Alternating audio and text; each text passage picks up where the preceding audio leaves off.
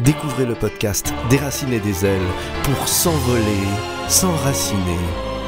Déraciner des ailes, le podcast, disponible sur toutes les plateformes.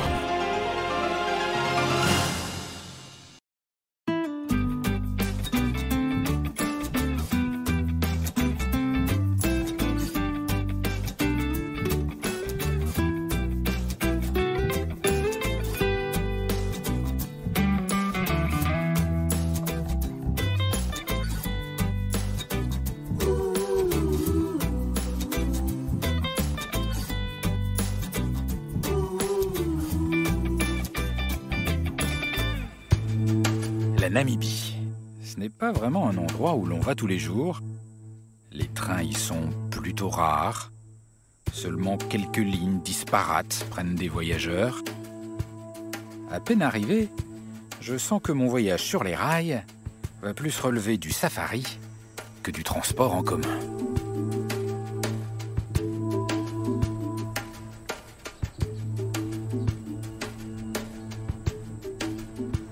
Ce qui est dingue ici, c'est que quand vous allez à la gare, il n'y a pas un voyageur, vous voyez personne. En revanche, il y a des girafes. Girafes qui vous regardent.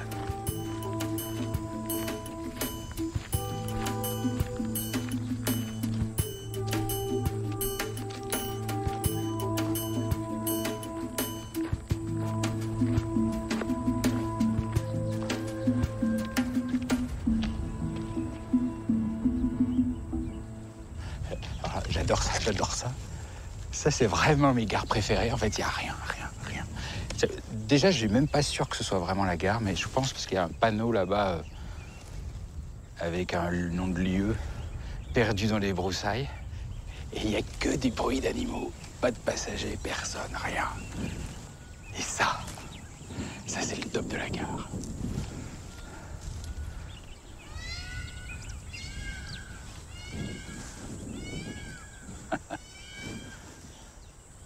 Ça change de gare de Lyon, hein. Il y a quelqu'un là. Bonjour. Bonjour. Moro. Enchantée.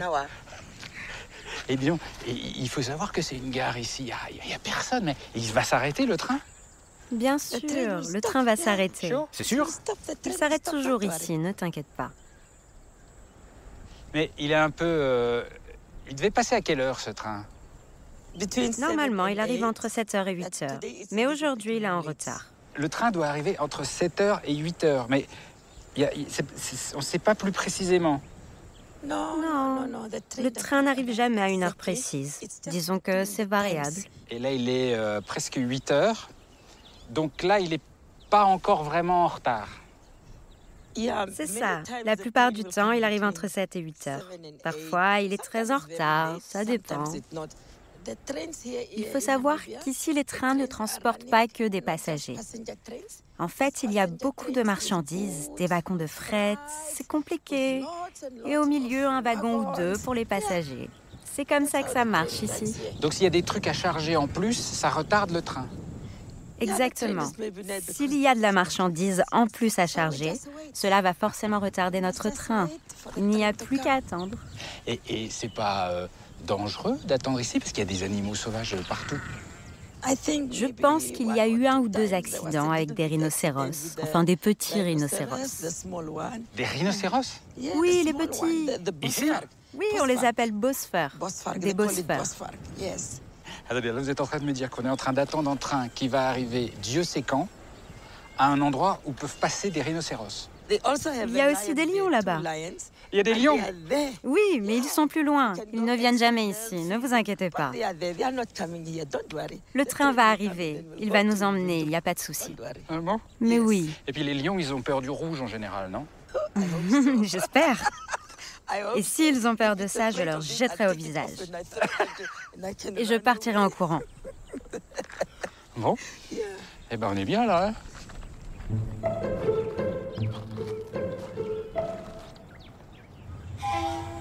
Ah, c'est le train? Oui. C'est magique ces petits moments-là parce qu'on est juste content d'entendre un gros diesel qui arrive. Magnifique. Il est 8h30, ça va.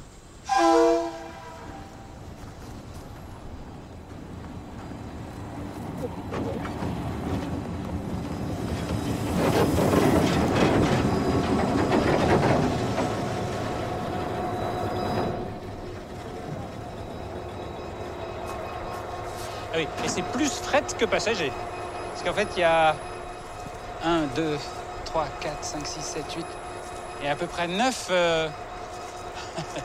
wagons et une voiture passager. Exact. Aujourd'hui, il n'y a qu'une voiture passager. Hello, bonjour. Bonjour.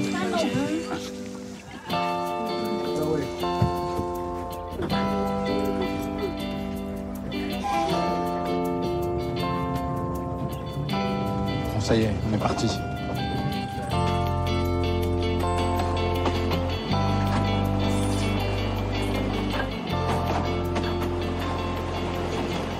Alors, il a beaucoup de succès, ce train. Hein? Qui est-ce qui prend le train, en général?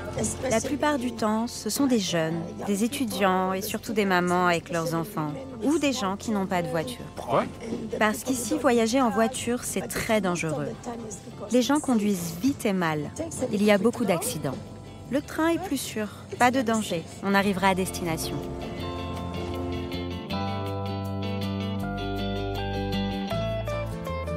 Je me trouve sur la ligne sud-nord qui rejoint la capitale du pays, Windhoek. Et je vais vite découvrir qu'en Namibie, l'exceptionnel, c'est tous les jours. Que la nature est omniprésente. C'est quand même dingue de pouvoir faire un safari en train. Parce qu'on voit les animaux du train. Et ça c'est quand même rarissime.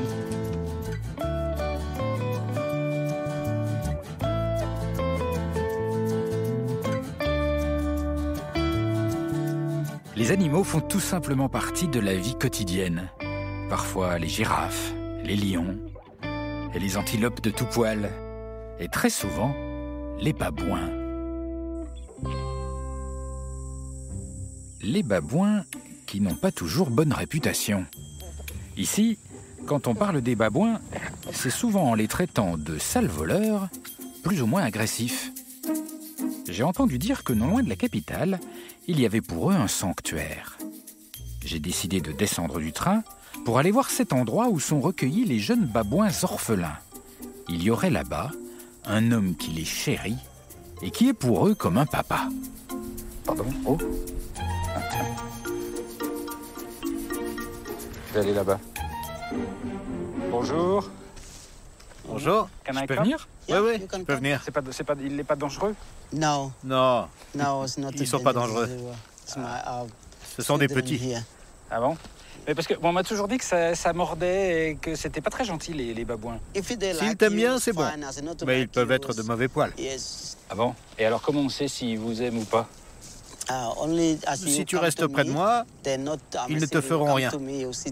Et je sens qu'ils vont t'apprécier. Ils sont curieux.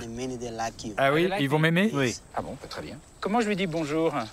Regarde celui-là, il est venu te voir. Tu fais comme ça pour dire bonjour. Un petit bruit avec ta bouche pour les appeler. Ok. Ah, il a répondu? Ouais. Il a fait pareil? C'est la première fois que je dis bonjour à un babouin qui me répond. Allez, on va se baigner. Allez, on nage. Voilà. Nage, nage. Allez, toi aussi, va nager. Oui. Et là, il te Ils aiment swim? nager? Oui. En général, il aime ça. Regarde celui-là, il adore l'eau. C'est un vrai nageur. Mais regarde l'autre là, il a l'air d'avoir froid. C'est un vrai frileux. Ah. Ils sont comme nous en fait. Et lui, il la trouve trop froide.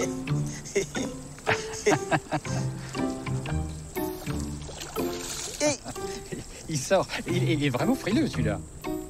Ça me change totalement mon image des babouins. Elles sont dans mon dos. Qu'est-ce qu'elles font? Elles baissent mon pantalon. Elle, c'est Groomy. Qu'est-ce que tu cherches? Il n'y a rien, il y a pas d'argent. Elle est curieuse, hein, quand même, très. Oui. Bonjour, ah bah oui, bonjour. Je te présente Donzi. Ça veut dire qu'elle est contente, là. J'ai encore un petit peu de mal. J'ai encore un peu de mal à comprendre le babouin. Madame, madame. Mais c'est quand même rare de voir ça. Enfin, moi, j'ai jamais vu quelqu'un d'aussi proche des babouins sans qu'il y ait la moindre agressivité. C'est super rare. Ces babouins et moi, on est très proches. Je les connais depuis qu'ils sont bébés. La plupart ont perdu leur mère. On les a adoptés en quelque sorte.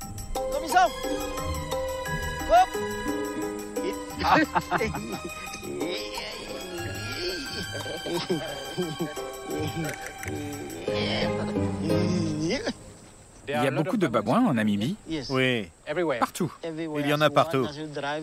Quand tu es en voiture, tu en vois plein le long des routes. Vraiment? Oui. Et les Namibiens aiment bien les babouins ou les aiment pas trop en général? Non, les gens ne les aiment pas. Pourquoi? Souvent, les babouins viennent près des maisons et parfois ils rentrent par une fenêtre et retournent tout. Ils fouillent, ils cherchent de la nourriture, il peut y avoir beaucoup de dégâts. Ah oui, vraiment? Oui, oui. Et donc, du coup, est-ce qu'il y a des gens qui les chassent ou qui les tuent ou qui font tout pour qu'il n'y en ait pas? Oui, malheureusement, on retrouve des babouins qui ont été tués. Ça arrive tous les jours. Les gens sont excédés, les babouins ont mauvaise réputation. Et ça peut finir mal. Mais nous, on est là pour les aider et les aimer. Ah. Qu'est-ce que tu as trouvé? Il y a des poux? Ouais, c'est bien, ça fait longtemps que je l'avais pas fait, ça, donc c'est l'occasion. T'as rien trouvé? Nothing? Ce que j'adore, c'est les mains. Les petites mains, là, toutes mignonnes. Donner la main à un animal et passer un petit moment comme ça. Ça, c'est incroyable. Comme sensation, c'est indescriptible. Eh ben, je voudrais vous remercier pour ce beau moment. C'était un moment très apaisant. Merci beaucoup. De rien. La Namibie est un grand pays. C'est en gros la surface de la France plus celle du Royaume-Uni, mais avec seulement un peu plus de 2 millions d'habitants, soit la population de l'agglomération de Lyon. Autant vous dire qu'il y a de la place. Et j'ai très envie d'aller voir à quoi peut ressembler la capitale, Windhoek. C'est vite fait, quelques rues sans cachet particulier, une église qui rappelle que la Namibie fut longtemps une colonie allemande. Je sens bien que ce n'est pas à Windhoek que ce pays me montrera ce qu'il a de mieux. Je file donc à la gare, où les indications sont toujours écrites en gothique. Je reprends le train, et pas n'importe lequel. Cette fois, je sais que je devrais en prendre plein les yeux.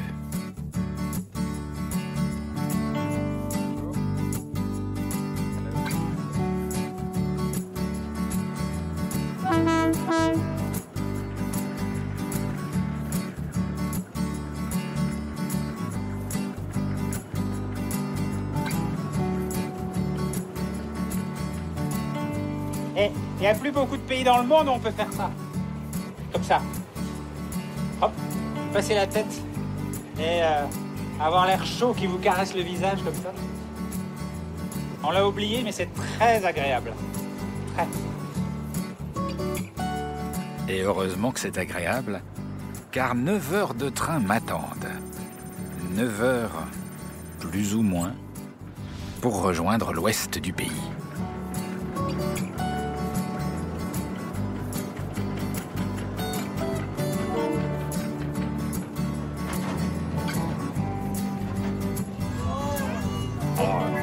Prendre le train en Namibie, c'est un peu compliqué. Les horaires, c'est souvent la nuit ou très tôt le matin. Et puis, c'est à 5 ou 8 heures près. Donc voilà, faut être cool, faut être patient. Mais s'il y a une seule ligne à faire et qui mérite d'attendre même très longtemps, c'est celle-là. C'est la ligne qui passe à travers les sables et les dunes du plus vieux désert du monde. Et c'est juste magnifique.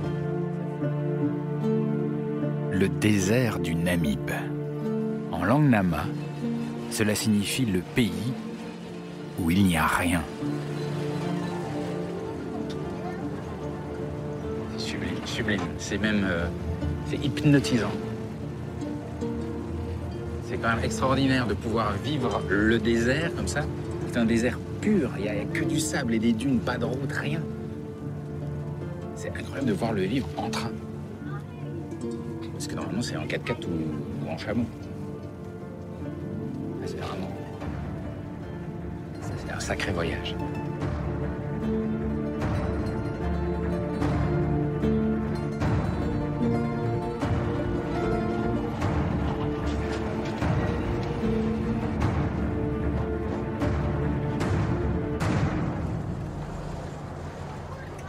Et le spectacle est incroyable là en train. Moi je n'en reviens pas, je suis hypnotisé.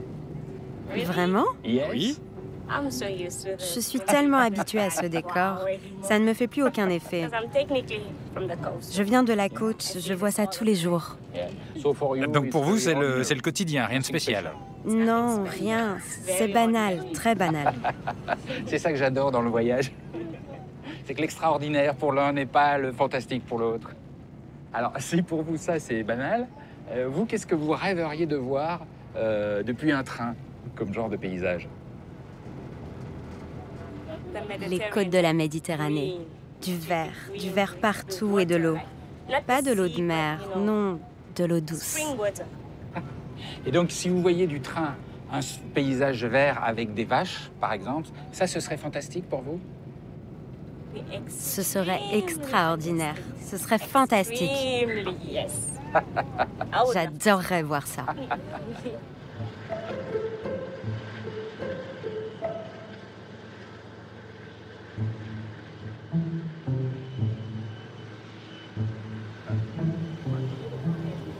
J'ai l'impression qu'on ralentit.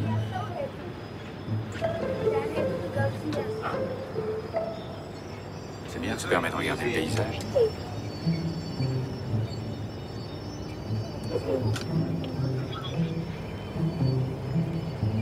Je crois même qu'on s'arrête là.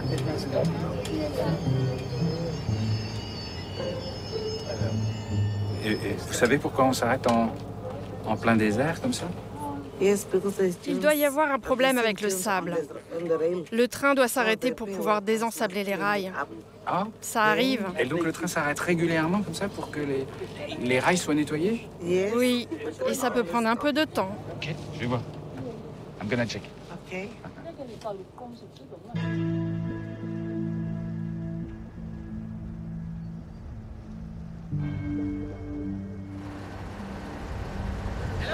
Bonjour, Qu'est-ce qui se passe là? Ça bloque? c'est bloqué. Avec ce vent, il y a trop de sable. Le sable? Oui, Il y en a beaucoup? beaucoup trop. On ne passera pas, mais on s'en occupe. Ah ok, je vais aller voir les gars.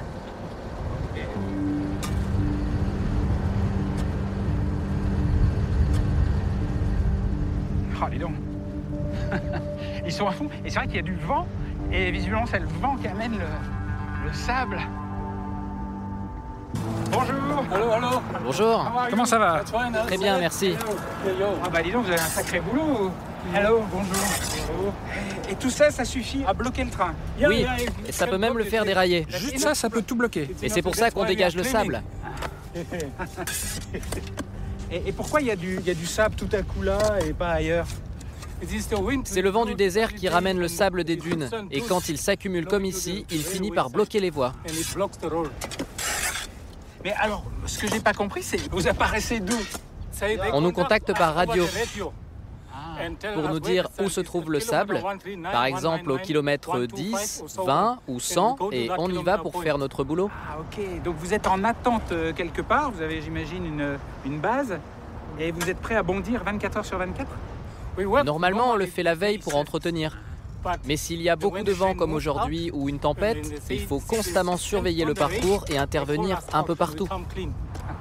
Ok, moi je me mets les mains comme ça parce que alors, je déteste le sable dans les yeux et là je pense que je sais pas comment vous faites, hein. Vous devez avoir mal souvent. Vous avez un truc pour enlever les grains de sable dans les yeux?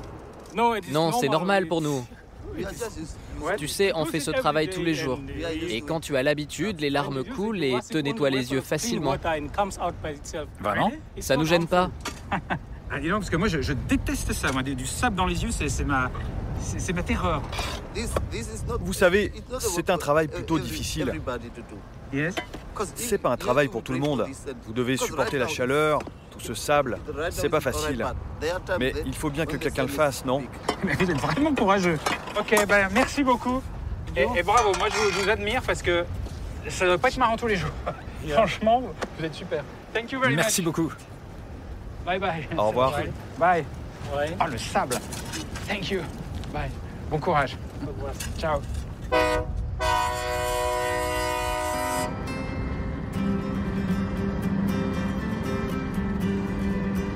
Le sable. Le sable à l'infini. Mon voyage prend tout à coup une autre dimension. La Namibie, c'est le pays des incroyables déserts. Des dunes par milliers, dont certaines peuvent atteindre 250 mètres de hauteur et une longueur de 30 km. Et parfois, le fer contenu dans le sable s'oxyde. Il rouille. Et tout à coup, la Namibie change de couleur. Elle prend des tons ocre, comme dans la région de Sossusvlei.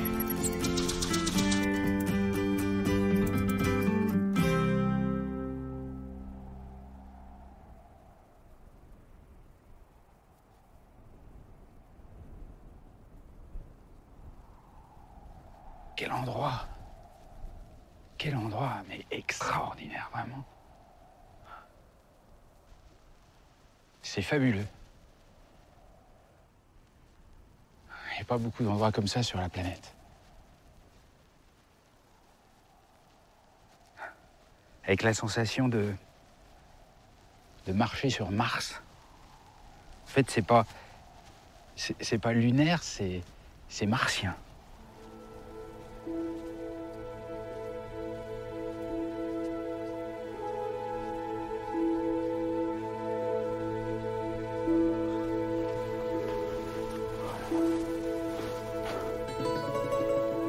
C'est magique. En fait, c'est pas Mars. C'est une autre planète. C'est une planète inconnue. Une autre planète qui ne serait faite que de sable, d'argile et d'arbres morts.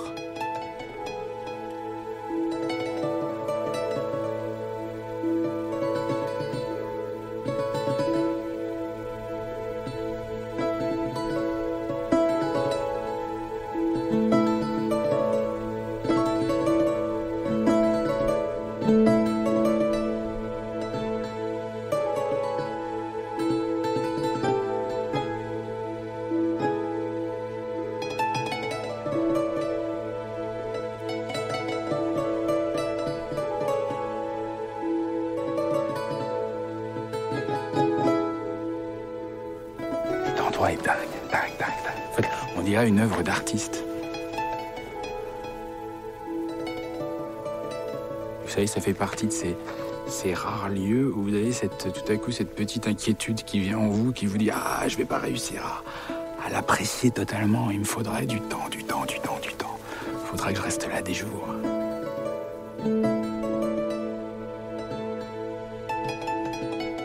C'est vraiment très beau, très beau.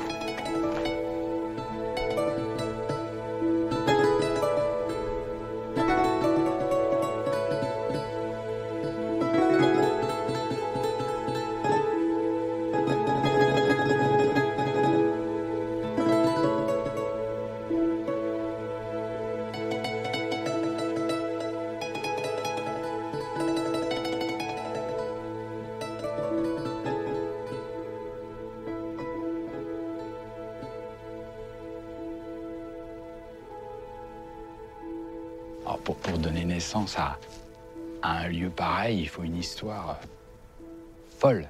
Parce que, en fait, là, ce sol qui est un petit peu blanc, c'est le fond d'une ancienne rivière qui coulait là il y a très très longtemps et qui tantôt était toute petite, tantôt plus large, etc. Donc il y a des arbres qui ont poussé autour de la rivière. Et puis les dunes ont bougé. Et un jour, les dunes ont bloqué la rivière. Ce qui fait que ça a séché. Est resté l'argile et puis les arbres sont morts. Et ils sont toujours là parce qu'il fait très sec. Donc ils ne pourrissent pas. Et voilà, tout est immobile. Et magnifique.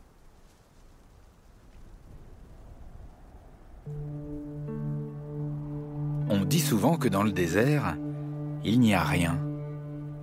Ce n'est pas tout à fait vrai. Ici en Namibie, il y a comme une magie.